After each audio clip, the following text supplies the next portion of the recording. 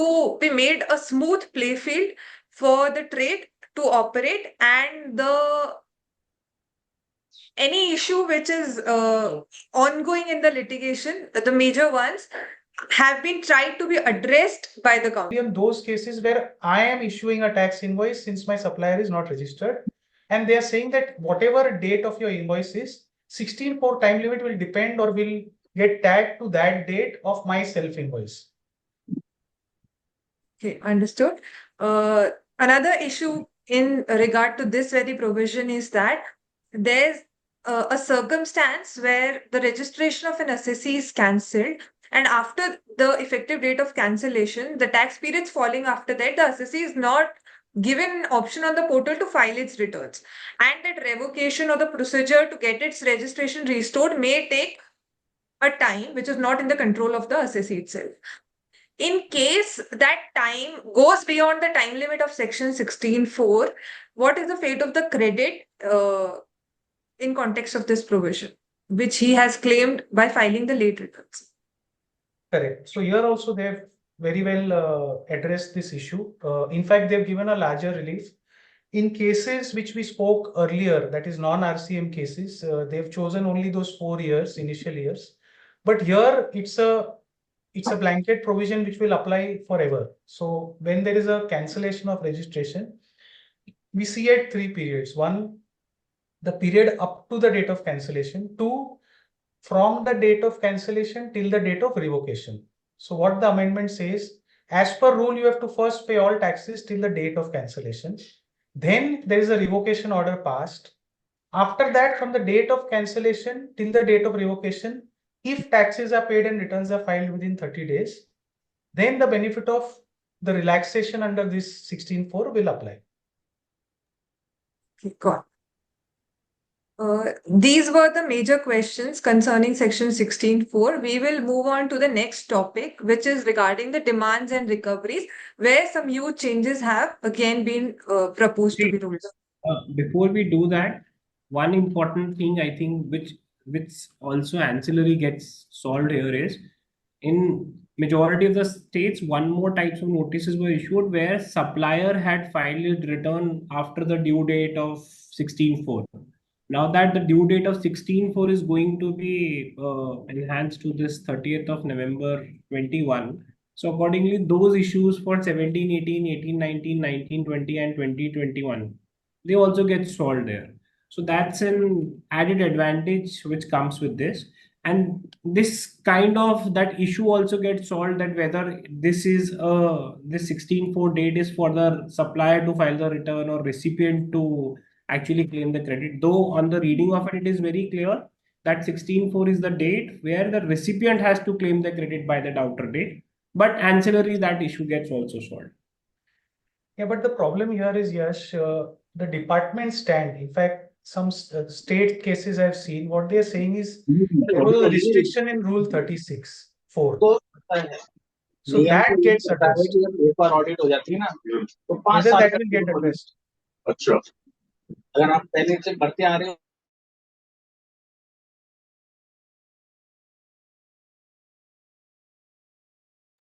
Yes, Chirag, you have to unmute yourself. Chirag, you're on mute. Sorry. So whether cases where you rightly pointed out that where I have filed my return in time, but my supplier has filed it beyond that time limit of 16(4), department based on the latest 2B program, like 2B says that you can claim credit only if it is appearing in 2B, that has been applied retrospectively in their system. So they are issuing notices. One another case in state where the state officer said that I will restrict your credit in terms of 36(4), जहाँ पे वो 20%, 10%, 5%. Whether this will help me in those cases is the question. And Chirag bhai, as you have said that if you have paid these amounts in the course of audit and agreeing to it, I just think that due to change in the law, if the situations are being changed, say if there is a verdict of Supreme Court or High Court, there is a recent High Court judgment as well of the Kerala High Court in the similar situation, and I guess the government followed that judgment and allow this amnesty. So in that case, I feel that the taxpayer should get the refund of whatever they have paid, though they agreed at the time of audit. But with this change, they should allow the refund. That's what limited view. Yeah, Yes, you were Suchi. saying something. Okay, so now we will take this discussion forward to the next topic of demands and recovery. One more welcome change, or rather, a very huge change, if the litigation backlog, we may say, is concerned regarding GST, is that there's one proposal of the council which has made it to the headlines, that the interest and penalty demands for the past years is proposed to be waived for issues under Section 73. So please explain what is the relief which has been proposed by the council in relation to these demands, and what are the actions which, as on date, the assessees should take, or how should they weigh whether they have to move forward concerning this relief which has been brought. This So is to Vishen, sir. Yes. yes, Suchi, thank you so much. And I am thankful to all our participants because we are having a good presence today. And as government has announced these felicitation measures for the taxpayers, I can say that this is the big measure. And as we all want, okay, let us make these GST more simple.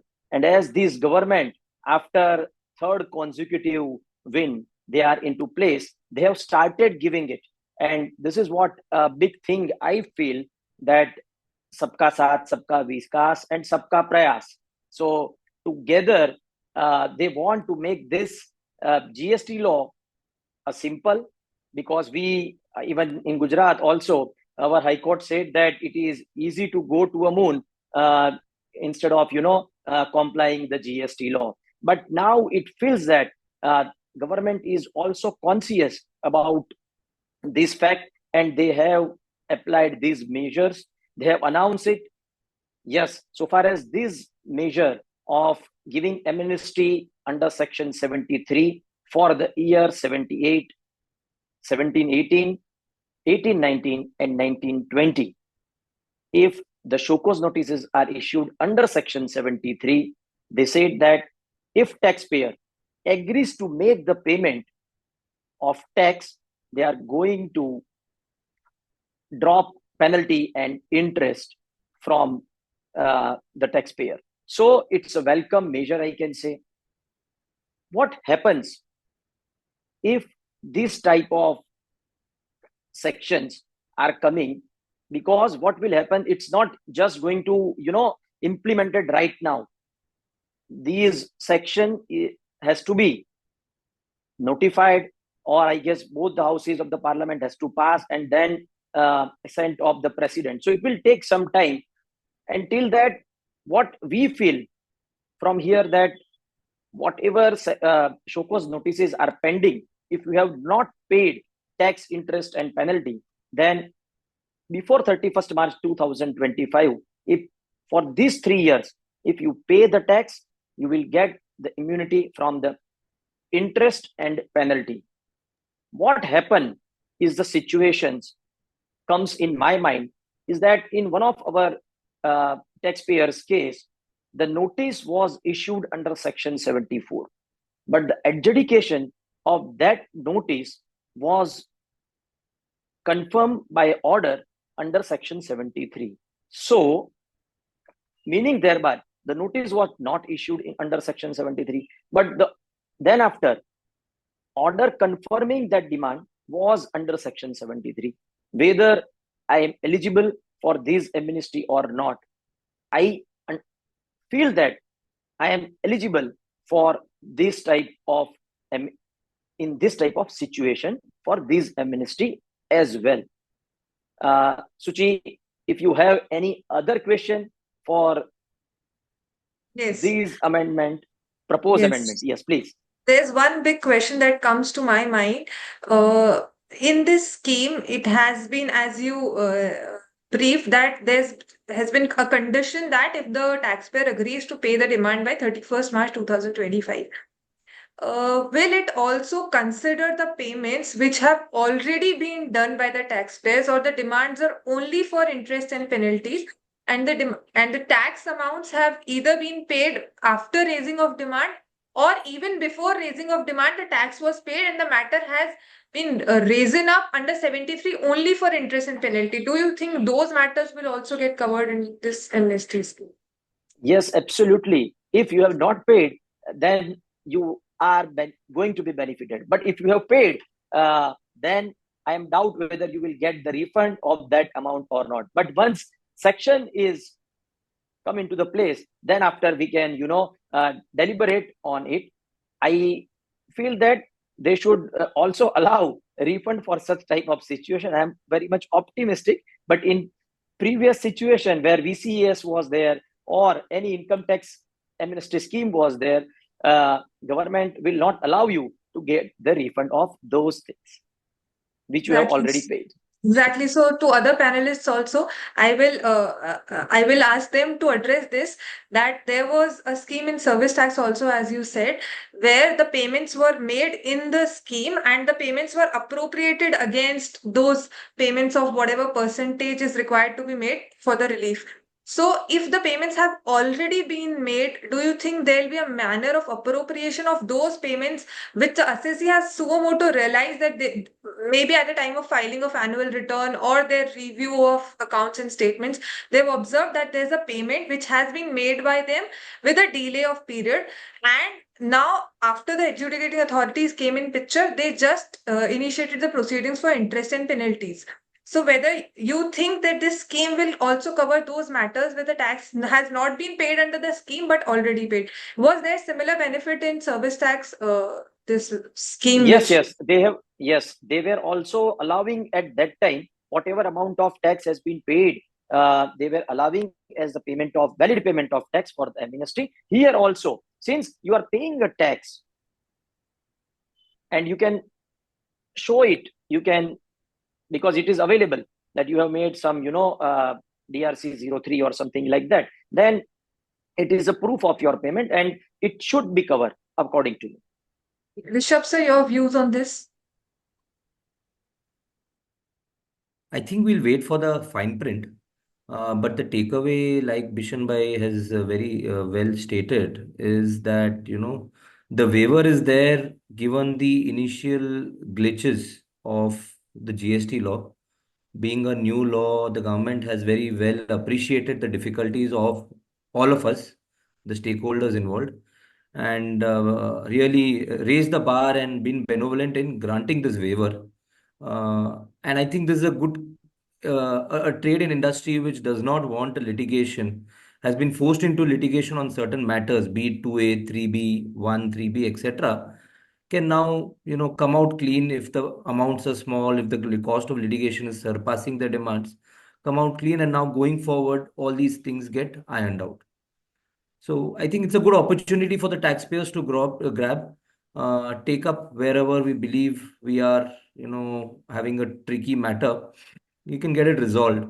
And in fact, I had a suggestion which flashed my mind, subject to reading the fine print, is in cases where even I'm on appeal today for 17, 18, 18, 19, or possibly even 19, 20, where orders have been passed, or we are on appeal on any other matter, even the detention matter, let's say. I don't know, I'm just thinking out aloud, uh, whether we can just pay off the entire taxes beyond the 10% pre-deposit if we believe that our case is not very strong, or we are in a dicey matter, or it's not worth the fight. Pay it, and the appeals says that yes, it's a case where fraud is not involved, where suppression is not involved, though the order was passed under 74. Okay, I think as taxpayers we can press to the officers that now the appeal has held that there is no fraud, so it should have been a non-fraud case. Once it's a non-fraud case, I have done my duty of paying the tax by 31st March 2025. Okay, So I should be given the benefit of interest and penalty. And why not? If a person who's not on appeal has got this benefit, I should not be put in a worse off situation. No, just because I'm in appeal, I should not be denied this benefit. Mind you, I need to keep in mind that I cannot wait for the consequence of the appeal to decide the tax. The decision has to be made before 31st March. Correct. The implementation of it can take place once the appeal order is passed. So I think that's something which is a takeaway for us from here.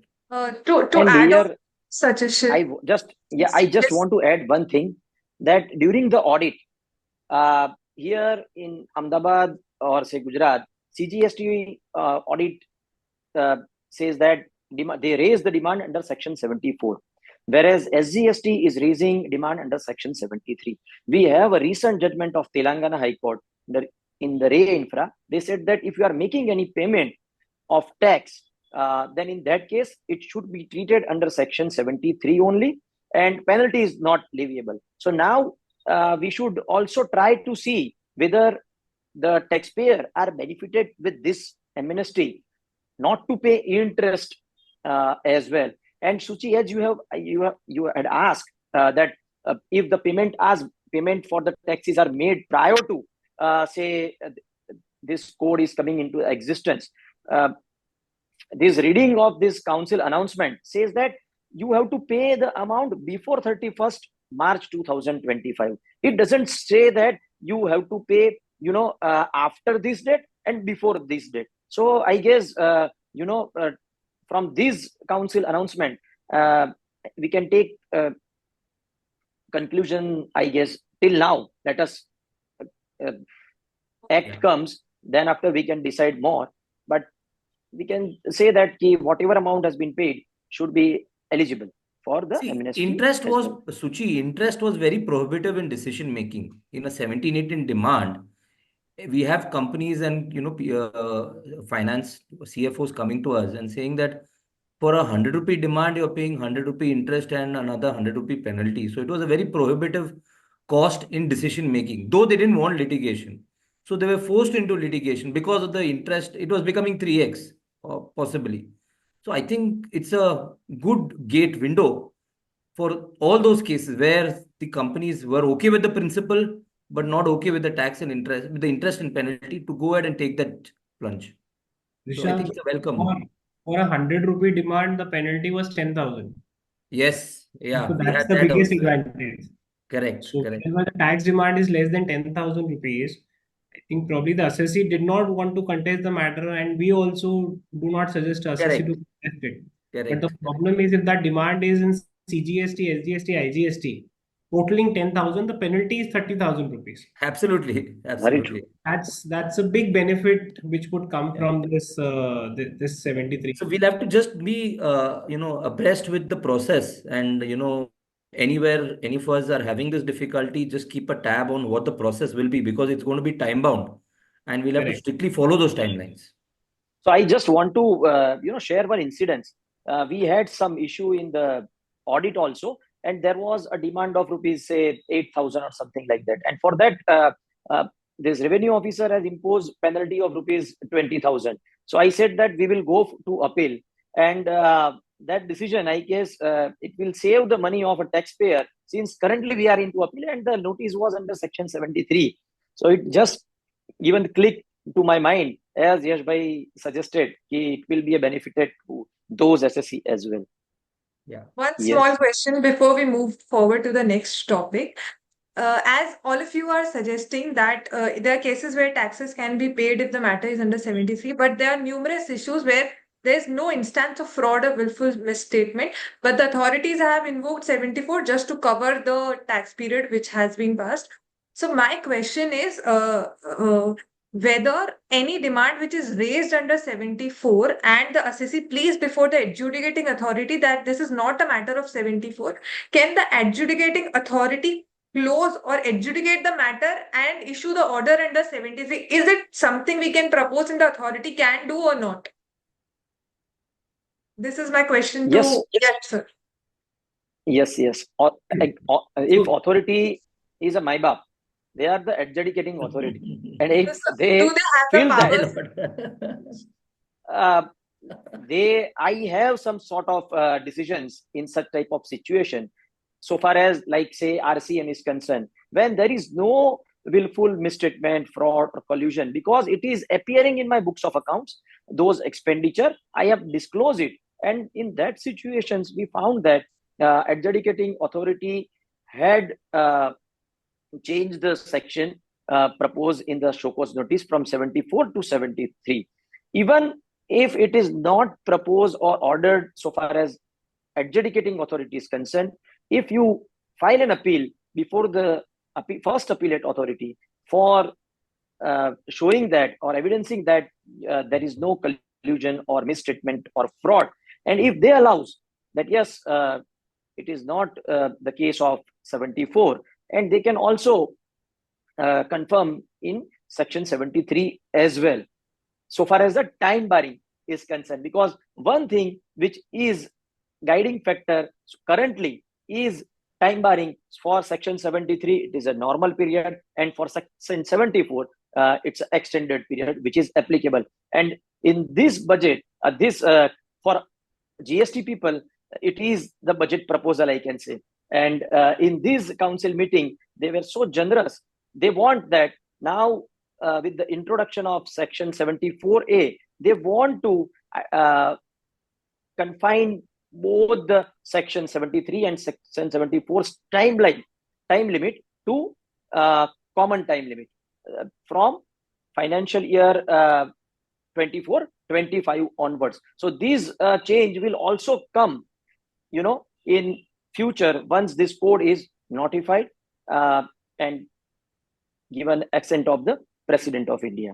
Yes, Suchi, I guess that is the second question which you are going Exactly. to. Yes, so this was the second Yeah. question. The relief you have already told that this will ease Yeah. out the process of raising demands under 73 and 74, as the time limit will be streamlined to a common time limit. Common time. Okay, But so that will be notified. I think Suchi, we can go ahead. yes, Yes. we will move. Before we go ahead, I had one thing which came to my mind. Let's say my audit is going on for 2021. Okay. And while filing 3B, I filed 3Bs late, but I did not pay the interest. It's very common that people file 3B late, and if it is detected, interest पे interest नहीं हम भर देते. Whether this will benefit such cases, my view is it will not, because that is self-assessed tax. If anyone else in the panel has a view which is different, you may add. But sir, for that, under which section they are going to issue a notice? Obviously, Yes, section that's the point, 73. because there is no notice here. At least 128, this proposed 128A will not help. 128A clearly says the notice has to be under section 73. And at least for 17, 18, 18, 19, 19, 20, now you cannot have a notice under section 73. So at least to that extent, unless you now get a notice under 74 and then you argue it, that's a separate issue, which we were discussing. Otherwise, this benefit on the face of it doesn't look like that would be available. But having said that, we should wait for the details.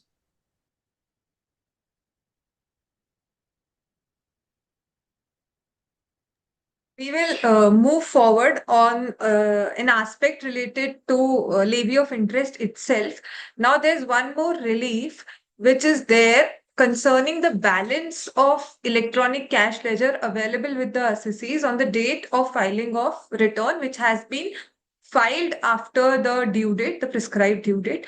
Rishabh sir, this question is to you. What is the relief which has been granted through this proposal? Yes, thank you, Suchi. Thank you, friend. Firstly, I would like to thank all the friends and well-wishers who are there here. To go to the issue directly, so this has been a touchy topic. In the earlier regime, we didn't have this concept of ledgers or wallets, what we can call in loose terms. It was directly a challan which was reported in the return. GST had this novel concept of wallets, and this used to lead us to this confusion on what amount to pay interest. So till 2020, we had all this issue of paying it on the gross, and the council very well in the right spirit said that pay tax only on the cash component which was paid while filing the return. Belated return, belated reporting, both. Now they've gone a step further, and rightly so. They have stated that in case you've paid the cash amounts before 20th of the month, and you've not been able to file the return for whatever reason, XYZ, be it technicalities, be it a lapse, etc., you may be subjected to late fee. That's a separate thing. But the interest was only charged for the actual loss of revenue to the government beyond 20th. So if you paid the amount in the cash ledger and the government has got its revenue, then the government is not going to impose the interest even if there is a delayed filing of return, because you have expressed your intent to pay the amount. And the principle behind this is because ultimately this is interest is something to compensate the government for the revenue loss for the period of delay. Here, amounts which are available in the cash ledger were available to the government, and therefore they've said that you don't need to pay. Now, some litigation had cropped up in Andhra High Court, in other high courts as well. I'm told Yash was telling me it was around 4 to 5 high courts have this issue now. And it was slightly against the taxpayer, unfortunately. I think now the council has taken cognizance of that litigation, which is unwanted in some sense because the matter is before the Supreme Court. And it's a no-brainer that the government has got the revenue. It's just that the returns could not be filed and the adjustments could not be made through 3B. I think the council has taken a very welcome step and ironed out this issue and said that any cash balance which was available on 20th on the due date of filing the return, that is not subject to interest. Any cash payment made after 20th for filing the return, so your credit is anyway not subject to interest. Cash balance available up to 20th is also not subject to interest. So let's say I might have had TCS, which is lying in my cash balance. I might have TDS, which is lying in my cash balance. All that will have to be reduced, and only the net cash payment after 20th is to be considered for computation of interest. So I think this is a welcome move, a good move in the right spirit. One curious question which came into my mind, and this was something which I flagged off also, is we all know that this money is easily transferable from one bucket to another, from CGST to SGST, from SGST to IGST. Amounts in the cash ledger can be transferred by a click of a button. So the thought which came into my mind as a professional, we have these curious thoughts, is if the tax is in IGST output, but my balance was in CGST or SGST, should I take a total of all the taxes minus and total of all the cash balances, or just the correct head? This is an interesting area to watch out for. We'll wait for the fine print. Uh, I'll, I'll hold my comments as of now because it will be too premature for me to give a legal answer. But I think we should be mindful of this. And the second aspect is whether this is going to apply for past periods. I think it should. They are proposing that. Even if we have paid in past or we have notices in the past on this matter, I think it should get settled. Any other thoughts are welcome. In this context, one more question. As while deliberating, you specified that whether it be late filing or late reporting, the relief of interest is there. But concerning Section 50, subsection 1 and the proviso Right. which has been there, I have observed issues cropping up or the demands being raised where the authorities are not accepting even the balances of electronic credit ledger lying there. If the Correct. matter is of late reporting and not late filing, they're saying if the return was already filed on time, but there's some tax liability which has been reported in the next return, consequent return, then the benefit of having amount in ECL will not be helpful and interest will be there. So do you think that is a wrong Yes. interpretation, or the benefit should be there in case of electronic credit ledger also and it will be there in cash ledger also? Suchi, you've raised a very beautiful point, and it's a technical point. So, at the cost of technicality, I'll just elaborate. Proviso to 53, which is talking about late reporting, but Rule 88B 1 is talking about late filing. Okay, there is a difference in the wording of proviso of the section and the core provisions of the rule. If I have to harmonize both, I'll take both benefits. So according to me, interest waiver or non-levy of interest is both cases. April invoice, April return filed belatedly, covered. April invoice, April return filed correctly but missed to report this April invoice. Reported in May, which is belated reporting, but May return is in time. I think that's covered by the rules. So I would say both we have a tick mark, don't need to pay interest as long as we have the credit ledger balance. The other technicality which I thought I should also bring since you brought up this point is the interest waiver on output taxes is slightly different from the interest waiver on ITC reversals, right? So what we see here, it will be interesting to watch after the fine print comes, whether this is for 51 cases, that is output taxes, and 53 cases, which is input taxes. I think this is something of an area we should just keep tracking. And then as and when we face that issue, we will try to read the fine print. But as of now, it seems to be a blanket interest waiver. I won't call it waiver, I'm sorry. Non-levy of interest. Now, we will move to another topic, which is regarding an area of litigation under this tax regime, which is appeals, where numerous changes again have been brought. And these changes show an intent of the council to ease out the procedure of litigation itself, where the assessees have to move to the process of litigation, but the costs or the repercussions which are there, which they were huge, and the council has relaxed those cost burdens. So, my first question in this regard, this topic has to be addressed by Yash Dadda.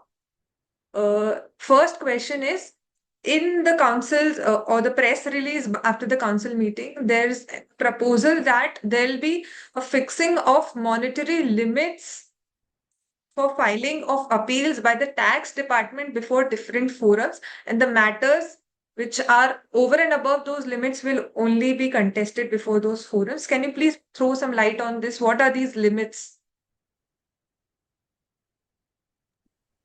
Okay. So, so let's say we have now a 73 type of an MNST.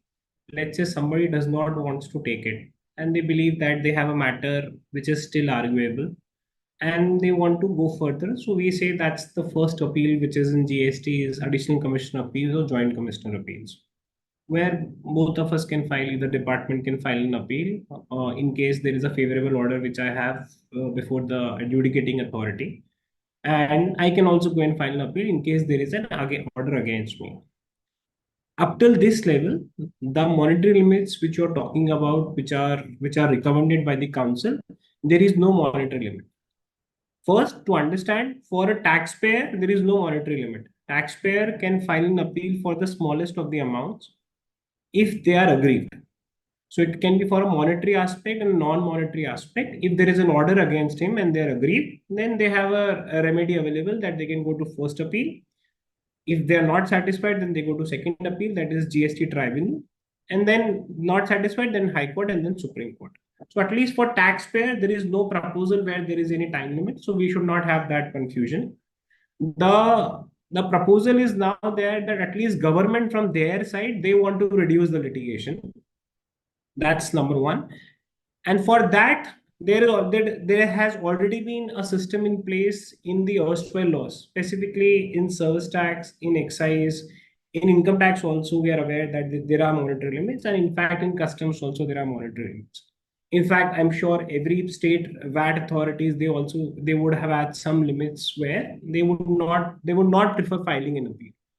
So similar sort of concept has been now proposed in GST, where for the second appellate authority, we're not talking about first appellate authority, meaning thereby, if let's say against an order passed by an adjudicating authority, if department wants to file an appeal before the additional commission appeals or joint commission appeals, they can do so.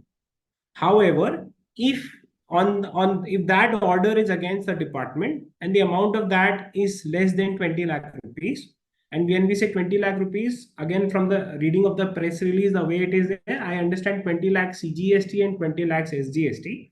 So if it is less than 20 lakh rupees, then department would not go and file an appeal before the GST tribunal. But obviously, as a taxpayer, I can go and do that. If against an order of the tribunal, as and when the tribunals would start passing an order, and let's say department wants to prefer an appeal if there is an order in favor of the assessee, and if an amount is less than 1 crore rupees, then they would not file an appeal before the Honorable Jurisdictional High Court. And in case of the Supreme Court, that limit is going to be 2 crores. Now, as I said, first of all, you have to see that this 20 lakh or 1 crore or 2 crore is act specific. So I would say this is 20 lakhs is for CGST, 20 for SGST, and like that. And second, for first appeal, there is no restriction as of now, which is proposed. This is not going to be or at least from the press release, what we see, this is not going to be a proposed amendment. I mean, there is no amendment in the law which will come. It will come through an administrative order, and which is correct also, because government at least would not like to restrict themselves through a law where there is a there is a monetary limit below which they can't file an appeal.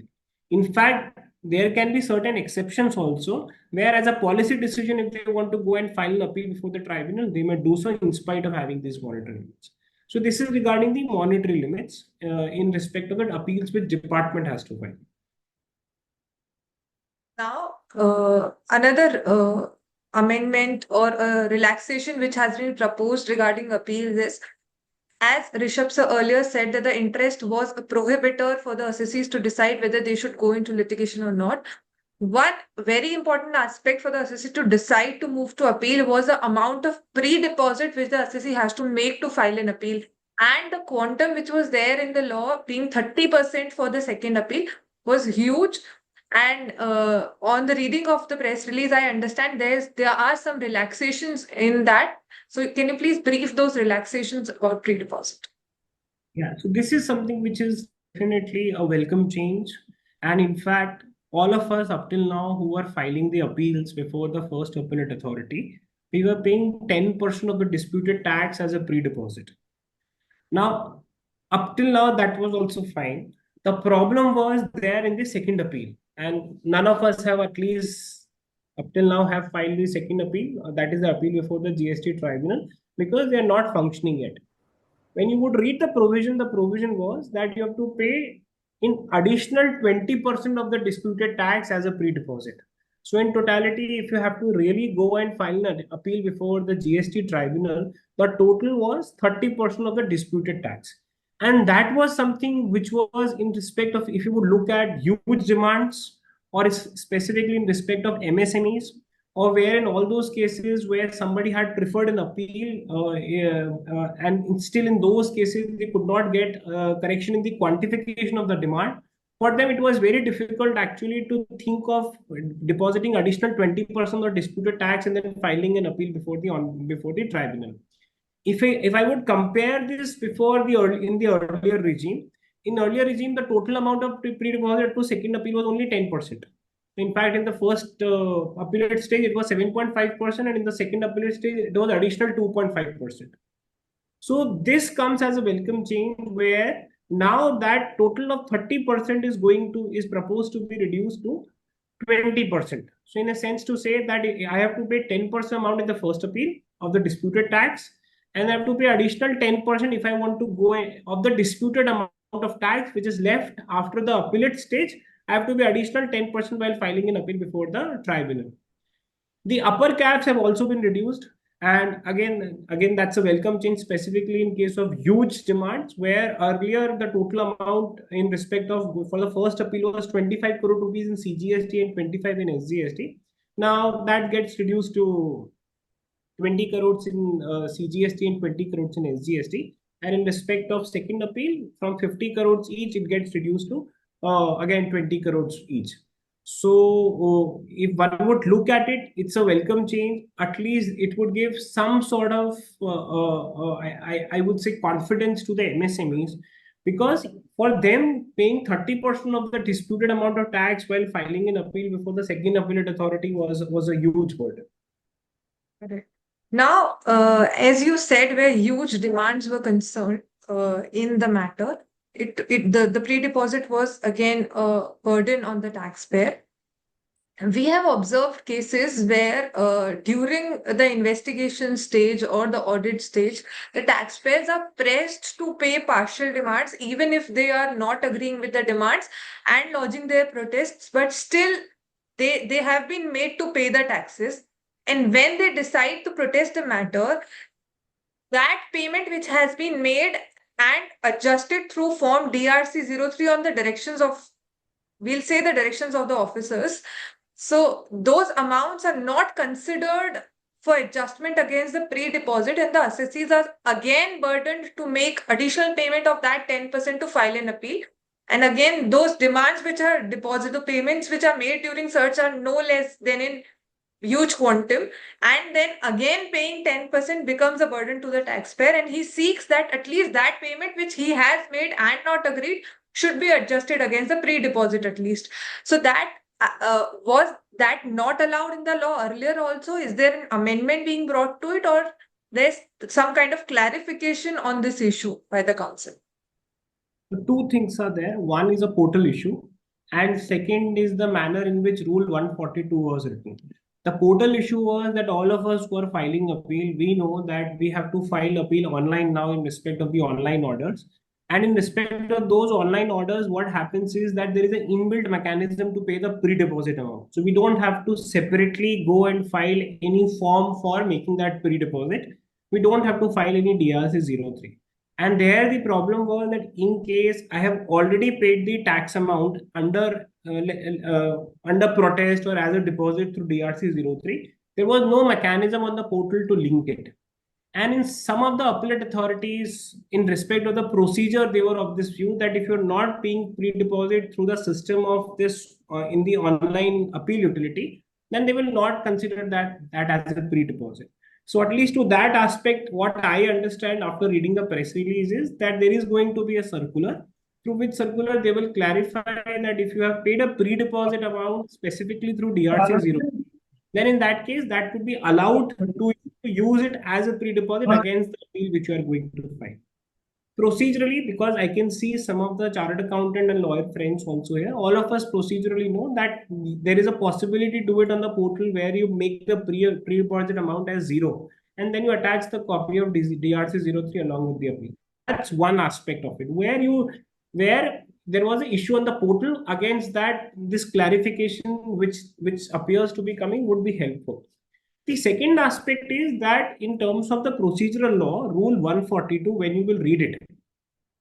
So Rule 142 says that you can use DRC 03 only for the purpose of paying the amount of tax under Section 73(5) or 74(5), or in respect of a demand where you want to pay it within a prescribed period of time. And that's where 142 is mentioned. 142 mentions that reference of DRC 03. The press release says now that rule is also proposed to be amended, meaning thereby one gets an understanding of the issue which you were raising. That if, let's say, tomorrow during the case of a search or a survey or investigation, I am forced to pay an amount, or otherwise, let's say, in order to cooperate with the department, I'm paying an amount, and at a later point of time, I realize that the amount, whatever I have paid to the government, that was just as a matter of cooperation, but I want to contest and litigate it, then in that case, that DRC 03 payment which I'm making should not only be treated as a payment under Section 73 or 74. That what it looks like would come by way of an amendment in Rule 142. And then we may be able to take a decision by saying that whatever I am paying as a pre-deposit, or rather whatever I am paying during any of the proceedings, how can I use it in the subsequent periods, whether I can use it against my appeal, whether I can file a refund, all those questions would come secondly. But this proposal change, I think it highlights that point that if in case you want to make a payment to the government and you don't want to tag it as a payment which you don't want to claim it back from the government, still you may be able to use DRC 03 for that respect. That should be the limited purpose of looking at this particular change. One quick question. GST tribunal appeals, you were saying that we haven't filed so far. What is the actual time limit now that the president has been appointed for the tribunal? But that because though the removal of difficulty order was already there, which said that once the president resumes the office within 3 months, you have to file the appeal. And I think this was already taken up by the honorable finance minister in the press briefing after the council. And she said, though the time limit has already started as per the removal of difficulty order, but we know that there are no systems in place. The tribunals are not functional yet, and that is why they'll come out with a notification where they notify a date from where the 3 months time limit will start. So as of now, if you would look at it, there is a clock already ticking since the president has been appointed. But through this recommendation now, at least that once that date will be notified, then only that 3 months time limit will start. In all of this, what we talked about appeals regarding the manner of filing and DRC 03 and the time limit and the departmental appeals, there is one issue which has not been addressed by the council yet. And it's a case to case basis where in different states, different authorities are taking a view. Where I have an order against me by the first appellate authority, and there is no mechanism available with me to file an appeal before the tribunal. And there is a section 78 which talks about the recovery of tax. So what happens is tomorrow department lower authority comes and tells me that you have a first appellate order against you. You pay the amount of disputed tax within 3 months of the passing of the first appellate order. Otherwise, we'll go and attach your bank account or other properties. And then there is no standardized procedure whether I should pay the differential disputed amount of pre-deposit, whether I should request them for a stay, whether I should go to the high court, whether I should pay the complete amount of tax. That issue has not been addressed by the tribunal. And on case to case basis, different authorities are taking different views. Majority of the authorities are saying that you pay the pre-deposit of the tribunal and then we may not press for the recovery of it. Now, up till now, we were paying additional 20%. Whether now they will agree to the 10% or they will wait for the amendment to come in the section and then they'll agree to the 10% is something for which we have to wait and see. Now, See, what I also expect is that there are a lot of procedural challenges in implementation of the GStat. I am told by certain internal sources that even finding a place is getting difficult in many of the metros and the cities. So I expect that even if the GStat is constituted, each state may have a different date depending upon the infrastructure they have to set up that GStat. So it may not be a uniform date across India is my Correct, correct. expectation. At least it for has to be So I rolled out think we in a should, phased manner, I that's the guess. possible reason of this amendment. It's not a blanket appeal limit. Only correct. thing, what will happen is in many states, including in Karnataka, where there was a recovery drive, uh, what the officers insisted is you pay the balance 20%, else we will recover the amount from the bank accounts. Even though GStat is not there, they says okay, if GStat is not there, you are not prohibited from paying that 20%. You come forward and pay that 20%, right? So many of them have paid, many of them have gone to the high courts, okay, and now many of them are yet to pay. So I think reading both the proposals, they should just wait and watch if I can take the advantage of the lower pre-deposit as well, is something which we should Yes. think about. So I So, think it's a Suchi, wait and watch so, situation in some sense.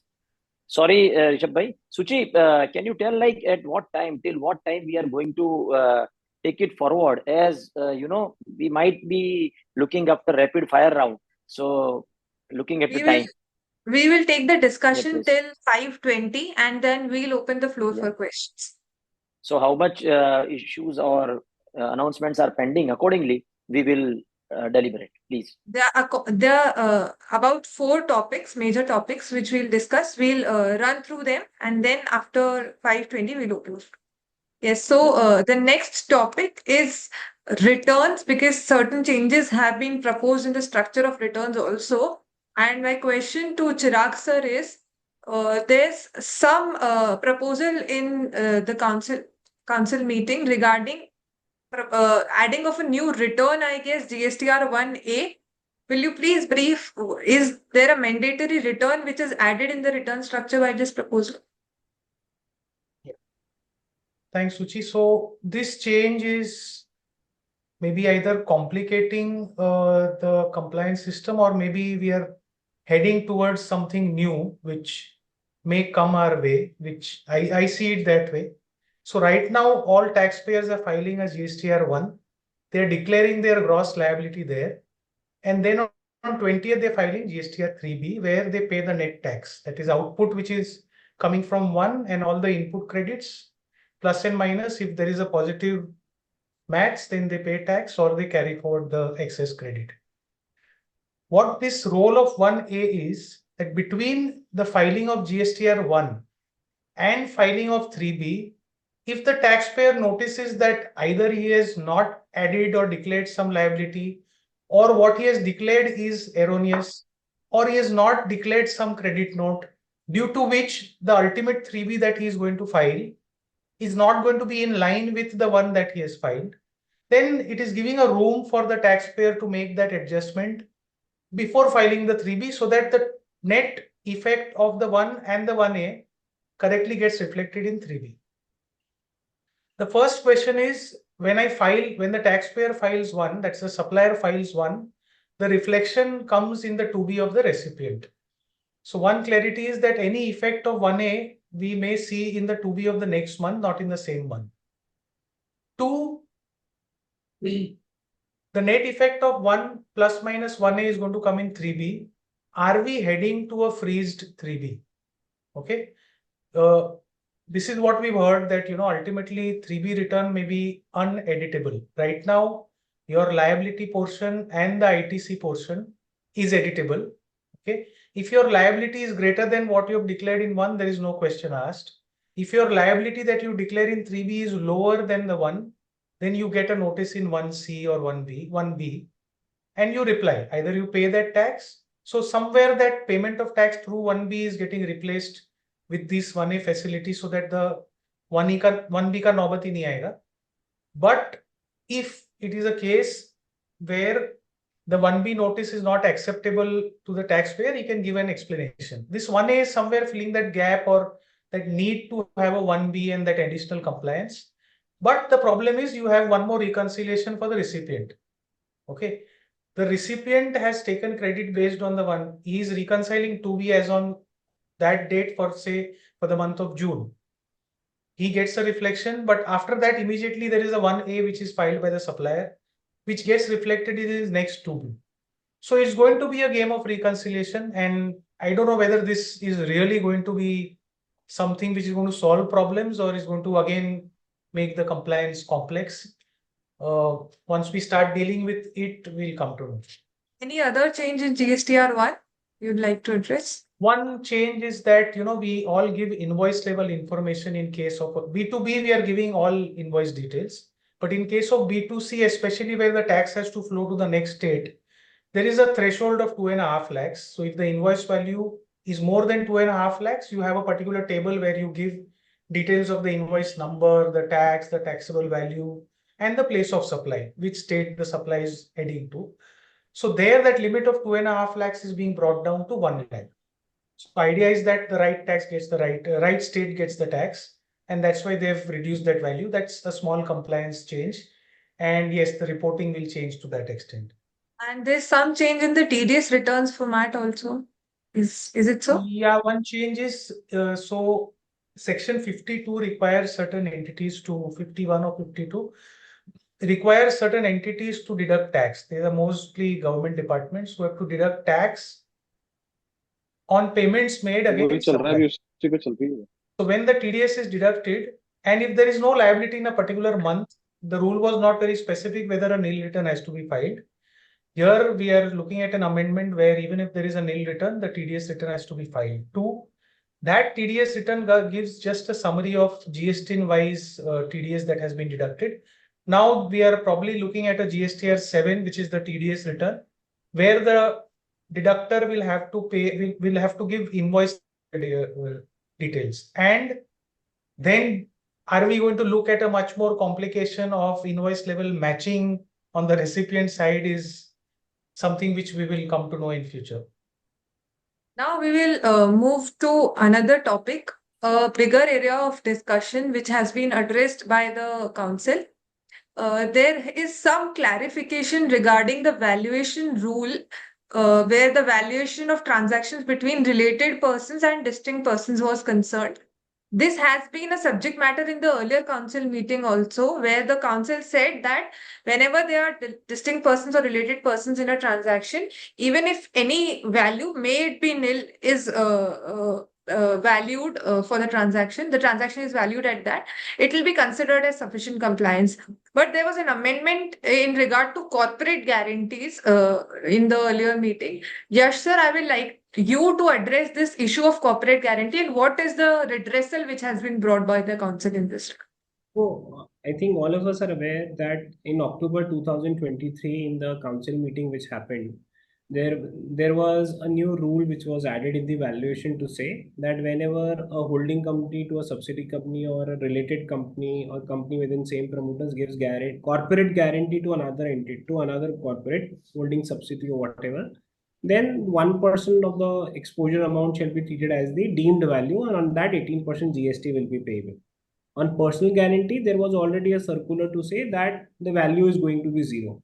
Now, because of that 1% rule, what had happened is that all over India, DGST became active, and DGST, on the basis of the data which they took from the banks and ROC, they started giving notices to all the companies who had given the guarantees.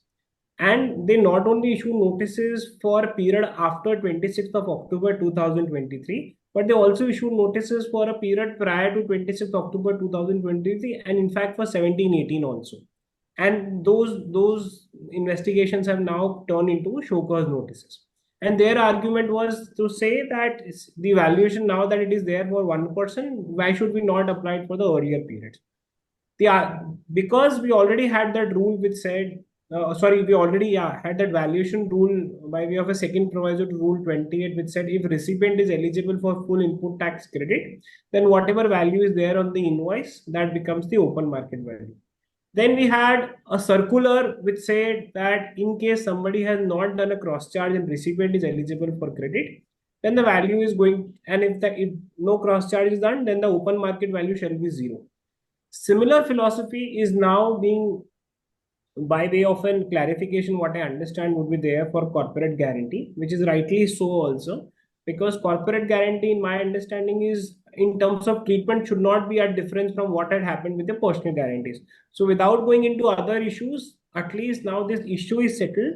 If anybody is giving a corporate guarantee to another entity who is eligible for complete input tax credit, and if in case they do not intend to do cross charge also, then the open market value is going to be zero and there would not be any issue. Because this would come by way of a circular, I understand it could be applicable for the previous periods also, and it is going to help a lot of companies who have given corporate guarantees in this regard, and that's why it's a welcome change which is there. It would obviously solve the cash flow problem also, because unnecessarily these entities had to pay GST and then the other entity was claiming credit. The caveat obviously is if the recipient is not eligible for full input tax credit, then 1% provision of the exposure amount as deemed value, it will still continue. Similar provision would be applicable for import of services also. And that's what a clarification would come. If I am receiving services from outside India from any of the related party or a distinct person, then in that case, I would still be eligible to claim that benefit.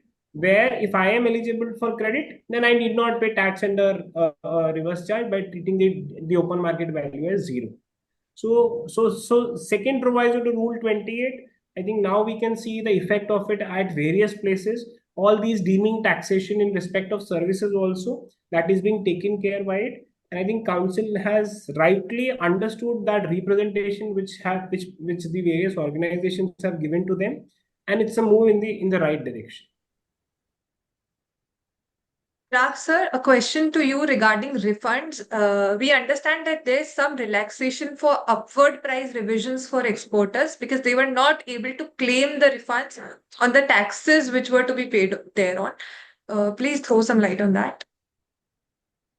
In case of refunds, if we could take it with the help of an example, Many cases where there is a customer based in a country outside India where they have an agreement that you continuously keep supplying a particular product and that supply keeps happening. In such cases, what happens that they enter into an agreement that the price will be linked, the exchange rate will be linked to, say, the LIBOR rate. But they freeze their cards, the price cards, and they give effect to these upward or downward revision in prices or the exchange rates on a weekly basis or something, and they issue a debit note. So I'm talking, since the amendment relates to upward revision, we'll take an example where a shipping bill of export for on payment supply of goods has been made. The goods have gone, the export has happened, I paid the tax 3B, and the refund also has come through the automatic route directly in my bank account.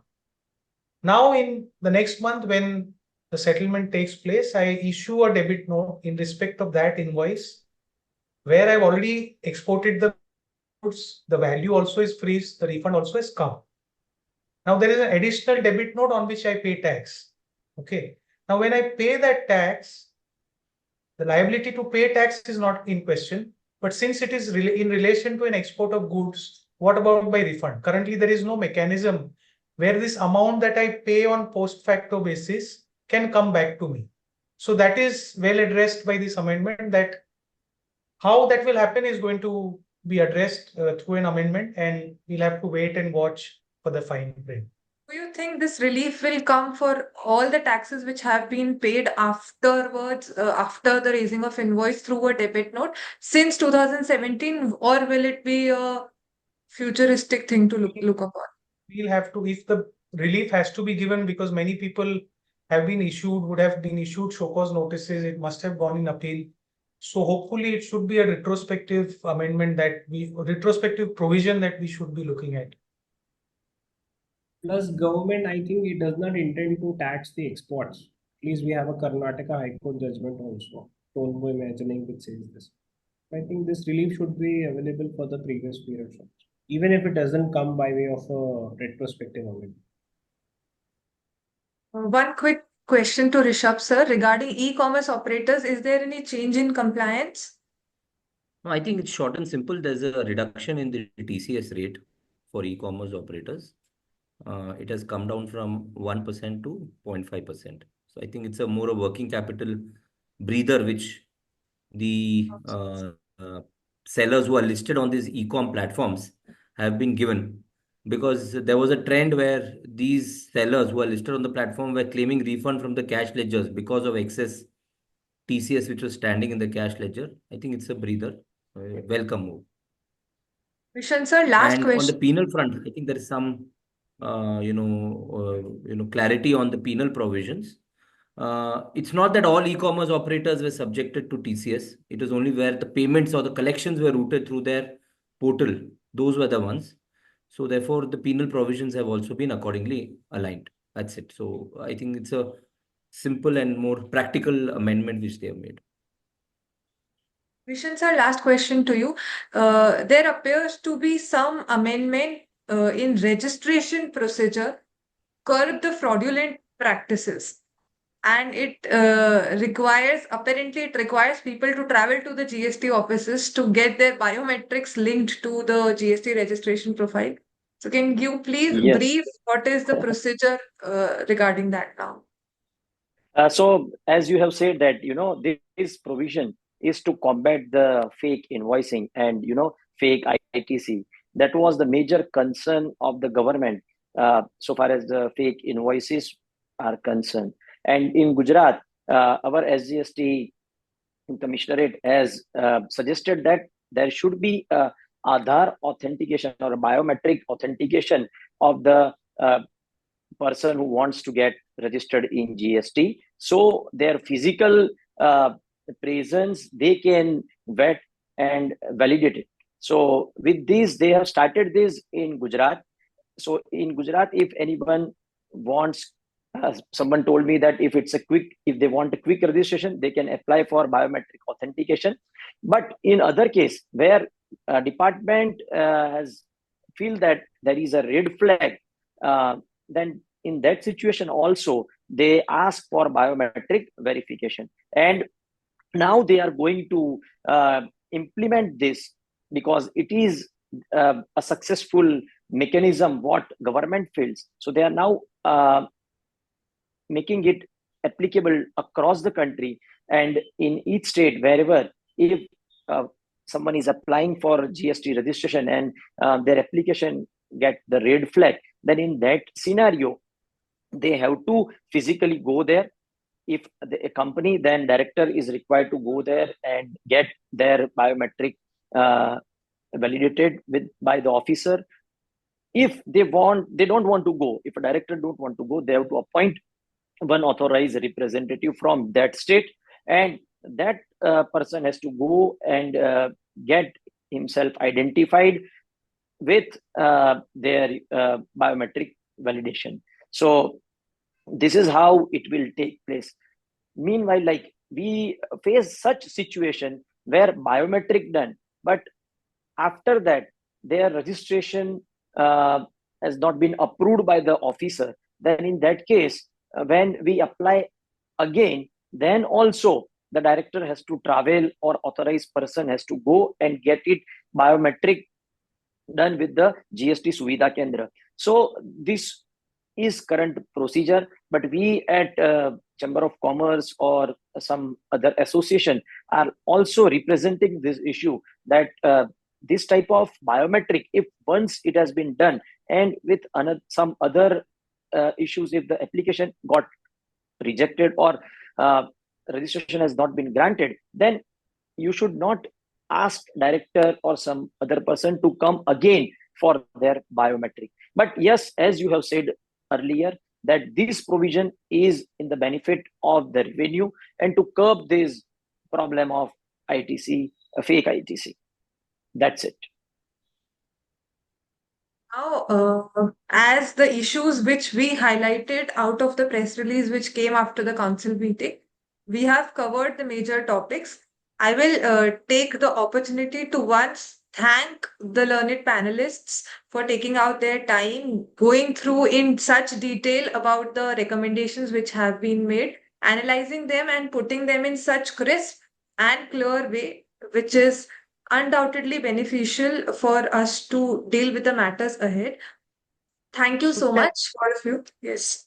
Suchi, And can you I would like to just add this point which we discussed in the question that you raised to Bishan, where a notice is issued under Section 73 and the appellate authority an order is passed under Section 74 and the appellate authority feels that there was no suppression. Okay, there is a specific provision, Section 75 subsection 2, which says that if the appellate authority feels that this is not sustainable under 74, the proper officer has to again pass a order under 73(1). So that is where Rishabh was talking about, if you're preempting that, this is a possibility, then pay the entire tax under 73 and take the benefit of this scheme which ends on March 25. Another question which one participant has raised is, if I have 2 or 3 points in the show cause, can I partly take benefit of the waiver and partly go for an appeal? At least the proposal very clearly states that you pay the tax as per demand notice. That I feel would mean all the points in and not have partial treatments for various points. That is the answer to that. but Chirag bhai, previously in VCS also, they have clarified that if you have pending litigation where you are agreeing for 1 point and 2 points you want to litigate, then also they said that point-wise immunity will be available to the taxpayers. So I guess, yes, in future they might clarify. Yeah. Once the fine print comes, we'll come to know how do they set Yes. this. Right. So Yeah. now I will also take up the questions which are there in the chat box, and I will address the query. And if there's some view which has to be added on by any of you, you can please put some light on that. I'll take a question in briefing the query which has been posted in the chat box. There are some cases, the querist has said that there are some cases where the tax is deposited only on verbal communication of the officials and there is no notice or order, and the payment has been made in DRC 03 by referring 73 subsection 5, will the waiver of interest be there?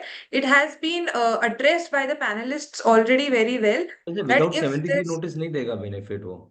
exactly if there's no notice under 73, there'll be uh, we apprehend that there won't be any waiver. Let the code come and then we'll see how it works out. In fact, no notice, no demand. Let first of all, if the notice is not there, you don't need a waiver. Because it cannot be raised. The interest demand cannot be raised now. Correct.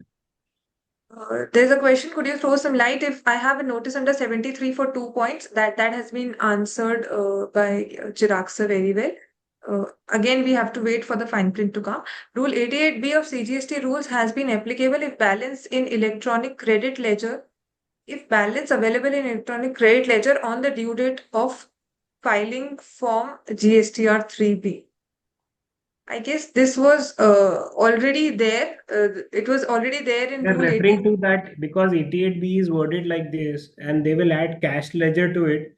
So similar sort of treatment which is there for a credit ledger balance would be there for a cash ledger balance. That's probably what they are trying to refer here, which to my mind also that's at least how government would take this scheme, where the next day deposit after due date they will not consider this in respect of the return. There's a question by Dinesh ji. He may also unmute him. I will state the query which he has written. It is the date of filing the return by vendor or taking the GST credit by service recipient. If this question is regarding 16.4, sir, it has been already stated that actually the provision is regarding taking of the credit by the recipient, but the authorities have raised an issue regarding filing of the vendors after the time limit of 16.4 also. Those issues should per se by this provision, not per se, but by the interpretation driven by this relaxation should also get covered. But again, we'll have to wait for the amendment in the literal code which comes in with the amendment. If someone has to ask a question, they can write in the chat box or unmute themselves, and we will listen to the query and happy to address it. By the time question comes, one small thing to all participants, that the purpose of doing this webinar on Monday was so that all of us are aware that in what direction at least the council has recommended things by, but it is not like a budget or a notification. So legislative changes, they will have to be first proposed through the union budget and the state budget, then they have to get passed, then as Bishan said, presidential assent. All of us know that when the budget comes in February, generally the provisions get notified by October. This year budget will come in July. So probably the notification may come even after October, and then only the implementation of these points would come. Second of all, in respect wherever there is a rate change, though which we have not covered today, sector specific, there also till the time notification is not there, we can't take the benefit there. So we have to keep this in mind. We don't have to just jump the gun and start doing actions immediately from today tomorrow. But yeah, this probably gives a brief idea how do we have to organize things and what are those areas probably in which we have to do the background working. And to add to that, to add to what Yashbhai stated, we must be undergoing 17, 18, 18, 19 possibly appeals or 1920 assessments or adjudications. Certain retrospective amendments may need to be mindful of, which are on the cards, although it be notified later on. But I think when we are maneuvering our adjudications, we are conscious that there are certain benefits which are on the cards in the future. So accordingly, address our submissions in such a way that we don't admit those amounts or succumb to any pressure. There's one question: is RCM benefits available on freight payment also? I guess this question is also regarding 16.4, that whether the benefit of input tax credit on payments made under RCM will also be available on freight. Sir, as very well explained by Chirag sir, on all kind of payments under reverse charge from suppliers who are unregistered will be covered under the benefit. And if the payment was made to a registered vendor, then time limit will be computed from the vendor's invoice only and not from the self invoice. So freight again depends on the registration status of the vendor. Another question, if appeal hearing is pending, can we take the benefit of interest waiver? As Chirag sir again briefed this, whatever stage the matter is at, the waiver can be taken, or again the code will come as verbatim, we'll analyze then, but yes, the benefit can be taken at the appellate stage also. So that is But only when it is notified. Yeah, but and subject to payment of tax. Yeah, subject to payment of tax and subject within to the time. notification also. So if you want to delay your appeal hearings by that time, that is something which you have to see to it.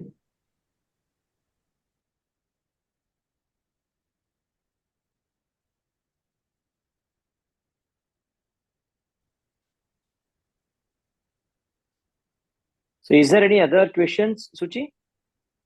I think this is it. These are the questions which we have so far in the chat box.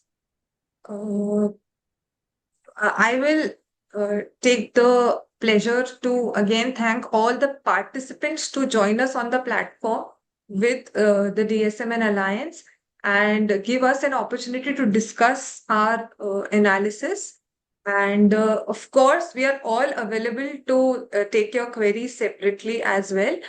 As Rishabh sir rightly said, this deliberation has been kept at the forefront or on a Monday evening only, because these things have to be kept in mind when we are handling the issues which are already in the audit, investigation, or whatever stage we are at, and the decisions should be taken accordingly, even if the amendments will be rolled out by the notification circulars at a later point in time. So this is the takeaway which we should take from this webinar. And thank you for attending.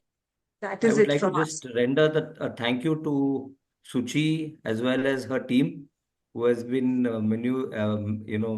moderating this session and guiding us with all the insights. If not for her questions, we would not have been receiving answers to many of the issues which have come out.